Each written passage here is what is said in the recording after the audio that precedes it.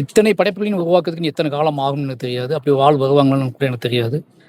நிச்சயமா அவரோட இழைப்புக்கு என்னோட குடும்பத்தின் சார்பாகவும், அப்படி என்னோட இலக்கியத்துக்குள்ளேயும், என்னோட சினிமாக்குள்ளேயும், என்னோட படைப்புக்குள்ளேயும் மிகப்பெரிய ஆதிக்கத்தை செலுத்தினது பூமணி ஐயாவோட எழுத்துக்கள். முதல்வர் ஜோசப் விஜய் அவர்களுக்கும், இந்த தமிழக அரசுக்கும் என்னோட குடும்பத்தின் சார்பாகவும் நன்றி தெரிவிச்சுக்கிறேன். நன்றி.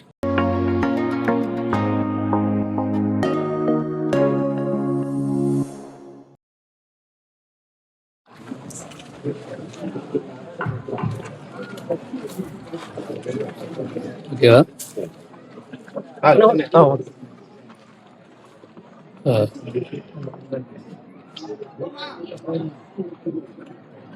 தமிழ் சமூகத்தோட மூத்த படைப்பாளி எழுத்தாளர் ஐயா பூமணி அவர்களோட மறைவு ஒட்டுமொத்த தமிழ் சமூகத்துக்குமே, எழுத்துலகத்துக்கு மட்டுமல்ல, அறத்தை விரும்பக்கூடிய ஒட்டுமொத்த தமிழ் சமூகத்துக்குமே ஒரு பேர் இழப்புன்னு சொல்லலாம். பேர் இழப்பு தான்.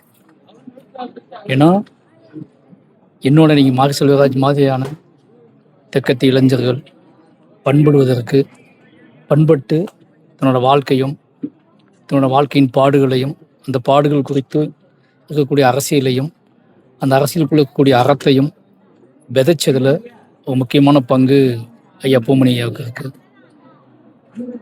எனக்கு தெரிஞ்சு நான் என்ன சொல்கிறது, ரொம்ப எதுவுமே எழுதப்படலையோ, நம்மளை பற்றி, நம்ம வாழ்க்கையை பற்றி எதுவுமே எழுதப்படலையோ அப்படின்னு நினச்சிக்கிட்ட அந்த காலகட்டம்னு ஒன்று உண்டு. சின்ன வயசில் ரொம்ப தாமதமாக தான் எனக்கு பூமணி ஐயாவோட எழுத்து அறிமுகமாச்சு. நான் ஒரு உதவி இயக்குனராக போனதுக்கப்புறம் தான், அப்போ வாசிக்க ஆரம்பிச்சதுக்கப்புறம் தான் தெரிஞ்சு இவ்வளோ பெரிய வேலை நடந்திருக்கு.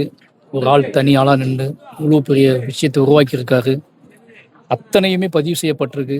அத்தனையுமே ரொம்ப ஆழமாகவும் நிராகரிக்க முடியாத மாதிரி பதிவு செய்யப்பட்டிருக்கு. அப்படிங்கிறதுல ஒரு பெரிய பிரமிப்பும் ஒரு பெருமையும் எனக்கு வந்துச்சு. அதோட வழி தொட்டு தான் என்னோட படைப்புகளையும், என்னோட மனிதர்களையும், என்னோட உரையாடல்களையும் நான் தீர்மானித்தேன். அப்படி என்னோட இலக்கியத்துக்குள்ளேயும், என்னோட சினிமாக்குள்ளேயும், என்னோட படைப்புக்குள்ளேயும் மிகப்பெரிய ஆதிக்கத்தை செலுத்தினது பூமணி ஐயாவோட எழுத்துக்கள். அவரோட இழப்பு அப்படிங்கிறது நிச்சயமாக தமிழ் சமூகத்துக்கு, அல்லது இன்னுமேல் இங்கே வாழக்கூடிய இந்த மாதிரியான வெக்கையான ஊரில் வாழக்கூடிய என்னை போன்ற இளைஞர்களுக்கு, இன்னும் நம்பிக்கையோட காத்துக்கிட்டு இருக்க இளைஞர்களுக்கு ஒரு பேரிழப்பு. இந்த சமூகத்தோட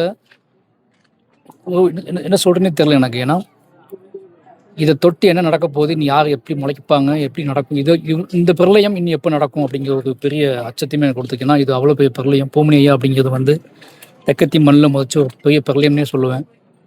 இத்தனை படைப்புகளையும் உருவாக்குறதுக்கு எத்தனை காலம் ஆகும்னு எனக்கு தெரியாது. அப்படி வருவாங்களான்னு கூட எனக்கு தெரியாது. நிச்சயமாக அவரோட இழைப்புக்கு என்னோட குடும்பத்தின் சார்பாகவும், என்னோட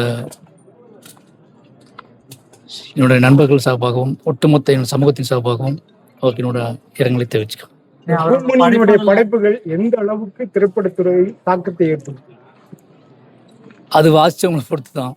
எனக்கு நான் நீ சிறந்த படைப்பாளியாக இருக்கேன் அப்படின்னா, எனக்குள்ள ஒரு அறம் இருக்குது, எனக்குள்ள ஒரு வாழ்க்கை இருக்குது, அந்த வாழ்க்கைக்குள்ள முக்கியமான விஷயங்கள் இருக்குது அப்படின்னு நீங்கள் நான் ஒரு சாதாரண ஊர்லேருந்து கிளம்பி நீங்கள் படம் பண்ணி அதை முக்கியமான படங்களாக கொடுத்துருக்கு அப்படின்னா, அதுக்கு பூமணி ஐயாவோட தாக்கம் ரொம்ப மற்றவங்க எப்படின்னு எனக்கு தெரியாது. எனக்குள்ள ஒரு மிகப்பெரிய பிரளயத்தை உண்டாக்குனதில் பூமணி ஐயாவோட எழுத்துக்களுக்கும் அவரோட வாழ்வுக்கும் ஒரு பங்கு இருக்கு.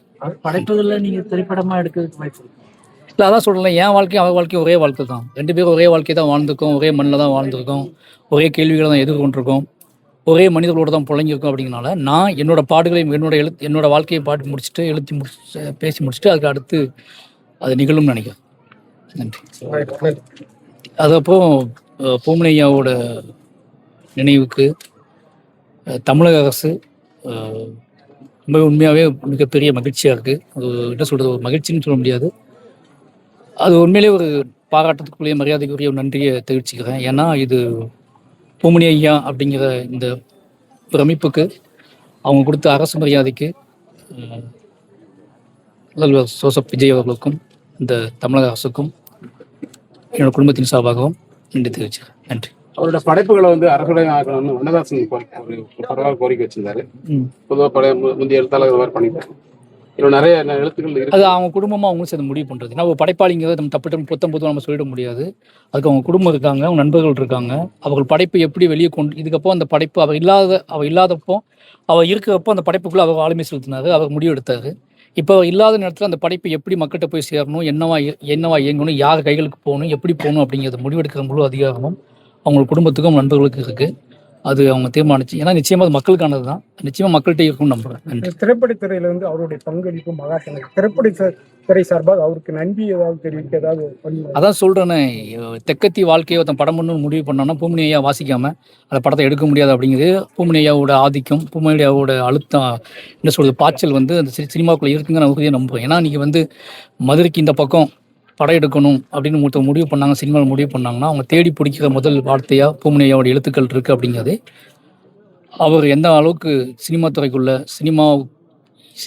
மட்டும் இல்லை, இதுக்கப்புறம் யார் தேடி வந்தாலும் இந்த தெற்கத்தி மக்களோட வாழ்க்கையும் நெறிகளையும் அறத்தையும் தெரிஞ்சுக்கணும் அப்படின்னா அவன் பூமணி ஐயா வாசிக்காமல் சாத்தியப்படாது, முழுமை அடையாது அப்படின்னு நான் முழுமை நம்புறேன். நன்றி. Right.